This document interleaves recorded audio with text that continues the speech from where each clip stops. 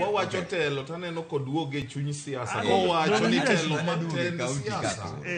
siasa mosebedo Luo Nyanza Ken wacho ni en telo mosewewa na kama koth gowano to wiye wil nikech an telo mang'eyo mar siasa mosetelo no Uganda mar Luo e telo monyuolo multi-party democracy thurka wiye wil nikech mae telo makoro nyuolo gimiluongo ni devolution makelo counties ni wich nyalo wil kasa moro kwa chopo kamane wahao to kik wiwa wil to kata kamano athoro penja chiel ka jowa osemitelo nikech kate ODM wa mawantie no nitie nyao an no maya 2017 Mark Nyamita mosiepna ni ema notera kodhi onyiso jakom ni jaduong nyieni no yombo to kata kamano nobedo tango momiyo nadong e ODM no nikech an ageno gimiluongo ni party ideology chama ma wachung ne ni ochung nang'o otamo wa mang'eny ato kakori duogo dhinwa counties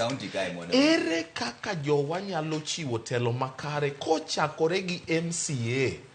kidhi e governor kodhi e CECs kodhi e chief officers bende wanyalo neno ranyisi mar telo makare mag jogo mochodore kiringi weri e hunji mar siasa mamalo miduogo e kama ji pile ka pile kochiew yo moneno dala kodhi e hospital boyudo yedhe kodhi e sikul be sikul ber koso nyithindo koth goyo telo makare en telo na chako kawacho manyalo golo jowa e ngas mamwalo kaidho gi ngas mamalo manyalo choko geno gi to kelo lokruok maginyalo neno magimul thurwa yande wabedo gi MCA mabene okrie ka inya ni okato somo to niluongo no ng'oma to ng'ombwa ni ne ji odhi ohere nang'o nikech nyaka sani pod gibiro siemo ni Ong'oma Road ne en gi ng'ama nogombo neno ni kama yo onge ma ji nyalo dhigo chiro yo bedie manyalo kelo resruok ne jogo ma jopur